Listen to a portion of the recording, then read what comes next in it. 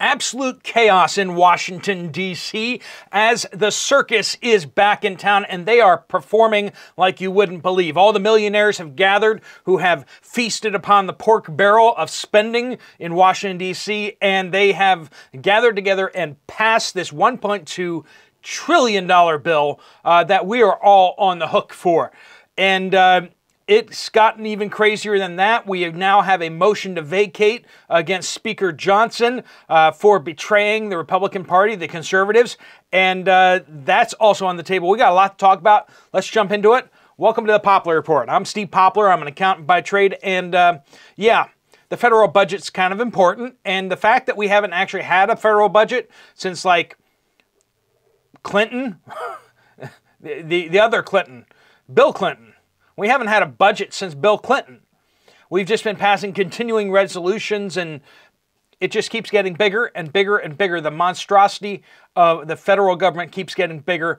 And so we just passed the omnibus bill, the swamp omnibus it's now being called. It was 1,012 pages. Nobody read it, but that's okay because, you know, they were going to vote for it anyway. They all made sure that they each got to attach their pages to it, and the massive amount of spending hides all sorts of things. So clearly they funded the border of Jordan, not the United States. They funded defending the border of Jordan. They funded defending the border of Korea. They passed funding to help defend Guyana's border. I mean, just, you can go through here and see how many different borders they funded the protection of, but the United States border is not one of them. They also shoved in there, they found enough room in there for $650 million of new spending to give to states and cities so that they can give free handouts to people visiting from abroad. Uninvited people from abroad, if you catch my drift. $650 million for that. Any border walls, any fencing? Nope, none of that. Any actual enforcement at the border? Nope, none of that. Now, you would say, why would the Republicans vote for this? And the answer is most of them didn't. This is mostly passed by Democrats. So 185 Democrats voted yay. 101 Republicans, which is awful, voted yay. But almost twice as many Democrats voted for this than Republicans. And 5 times more Republicans voted against it than Democrats have voted against it. There were 112 Republicans that voted against it, and only 22 Democrats voted against it. So you would almost be able to say, and you should be able to say, that this is a Democrat budget. A Democrat budget being passed by a Republican Congress, which is, if the shoe was on the other foot, would there be any chance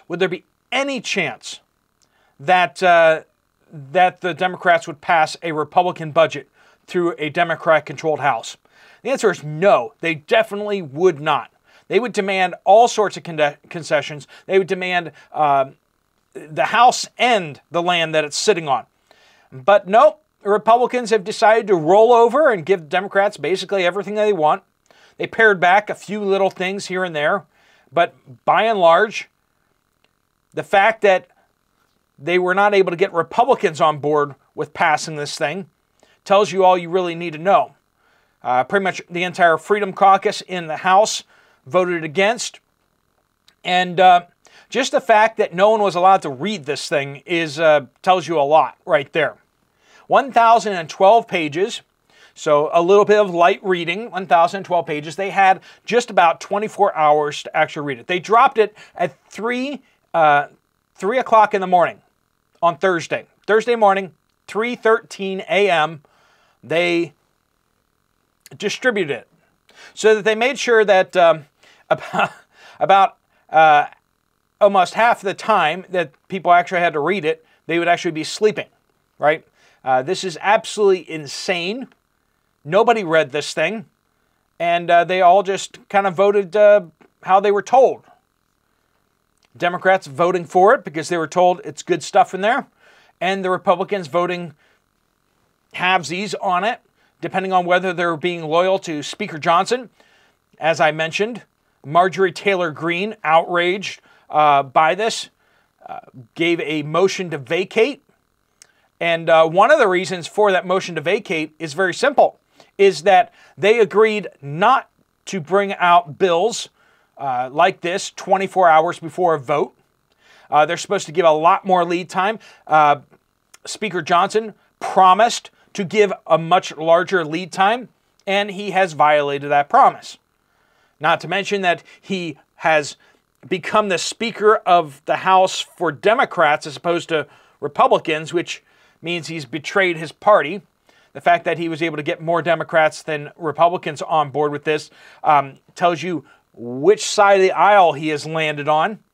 Now, I get he's trying to do as best as he can. He's trying to do whatever he can. And really, it's just one compromise after the next, after the next, after the next. The fact is that the Democrats keep asking for more insane insanities, and then Republicans keep meeting them halfway. The Democrats are never walking towards the Republicans. The Republicans are always walking towards the Democrats. And the Democrats are actually walking backwards. They're actually walking away from the Republicans constantly, and the Republicans have to keep walking faster and faster and faster towards the Democrats to compromise. And this is where we keep getting ourselves into. They have all sorts of pork stuffed in here. They have,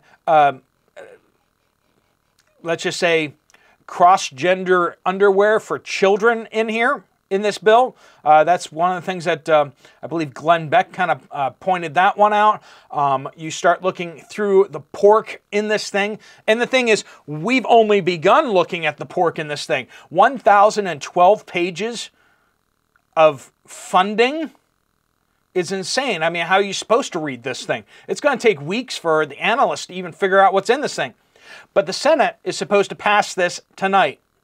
And President Biden has already said that he will sign this thing if it lands on his desk. And so that's where we are. It's almost certainly going to pass through the Senate. And then we're going to see this $1.2 trillion in addition to the $500 billion previous omnibus bill. That brings us up to $1.7 trillion of discretionary spending, in addition to all of the other spending that's already on autopilot from the federal government. Means that we're going to be seeing a record amount of spend, a record deficit again this year. And I say again this year as in a record above last year, which is above the year before. The only time we've actually had it any worse was during the cough. The handouts were just absurd that year. And so that is the number to beat. And apparently Congress, both Republicans and Democrats, are working hard to surpass that record. And so if you're not infuriated, I don't know what will. Now, what will happen with this motion to vacate? That's a good question right there. Marjorie Taylor Greene has submitted the motion to vacate. Now, she has to actually stand up in the microphone and actually move it. It's unclear whether she's done that so far, but she probably will do that today. Now, the leadership can actually table this for 2 legislative days. Now, since they're going on break, that means we're not even going to see them discuss the motion to vacate for at least 2 weeks. They're not going to deal with this for at least 2 weeks. And so Speaker Johnson has clobbered a victory for himself. He has spent more money than he has ever spent before in his entire life. He's spent more money than any American will ever spend unless they become a lawmaker.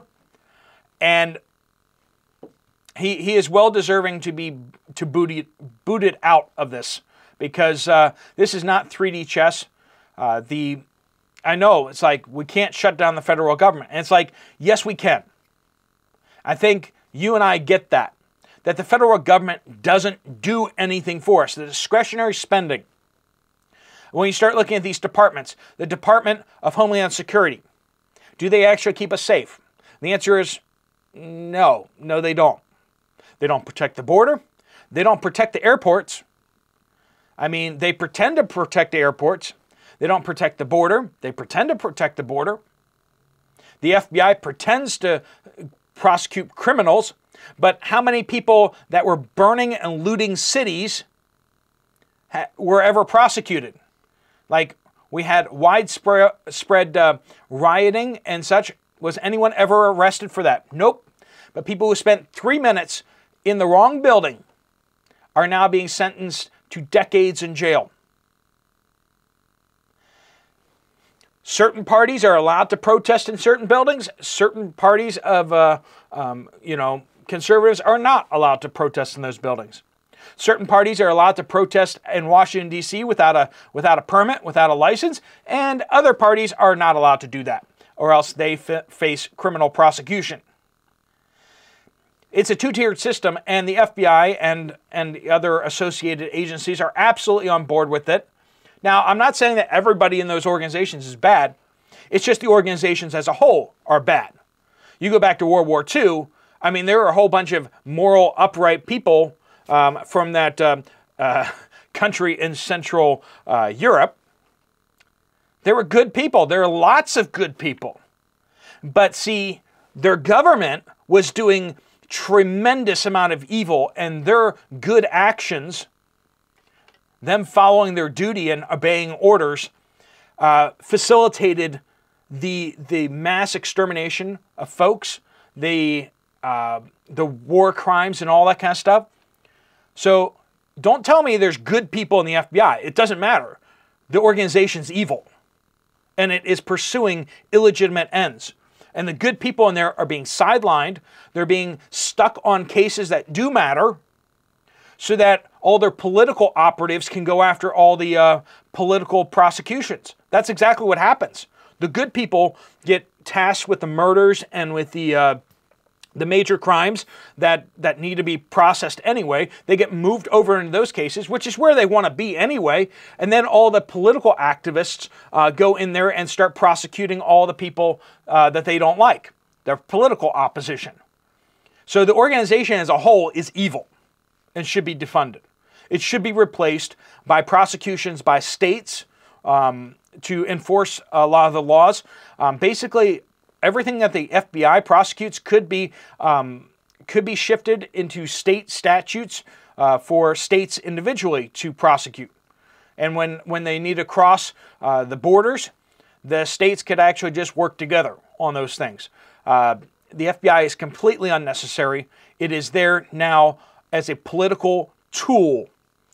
And when you look across the board at things, apart from the Department of Defense, which is really the Department of Attack, as I keep saying, the Department of Invasion, the Department of sticking our nose in everyone else's business. Apart from that, I mean, that's actually kind of legitimate. Whereas the rest of the spending on all these other, Department of Education, like, they don't run schools. They give grants in order to blackmail and influence schools in order to follow their curriculum. The Department of Agriculture gives money to farmers, businesses, schools for feeding programs, and then they use that money in order to coerce people to actually do their political agenda. And that's really what we're seeing here, is that our money is being used as a weapon against ordinary Americans across the board to pursue political ends. And that's just, it should be defunded. Defund the whole thing. And I think that we would see actually a noticeably good change if the federal government were to shut down and these political operatives were suddenly out of a job. Because that's what the majority of these bureaucrats have become. It's political activists who are using their organization, their bureaucracy, as a weapon against the American people. This is what's happening in Washington, D.C. Will the motion to vacate pass? Quite possibly, because the Democrats may very well be on board with kicking Speaker Johnson to the curb. So it may only take a few Republicans crossing the aisle to vacate the Speaker of the House.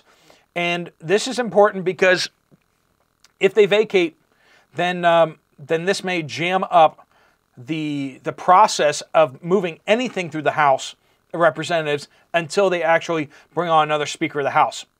Now, Speaker Johnson was supposed to be on the side of freedom, libertarians, and conservatives, but he has shown himself to be someone who will just compromise for a few crumbs and will give away the House, which is what he has done. I don't know. Let me know what you guys think. Do you think that he did right here? Do you think that he cut enough things to pass this bill in good conscience? Or is this just another travesty? Let me know down in the comments. Thanks so much for watching. If you want to check out another video from this channel, there's one right up here. I'll see you over there, or I'll see you guys later. Steve Poplar of the Poplar Report, out.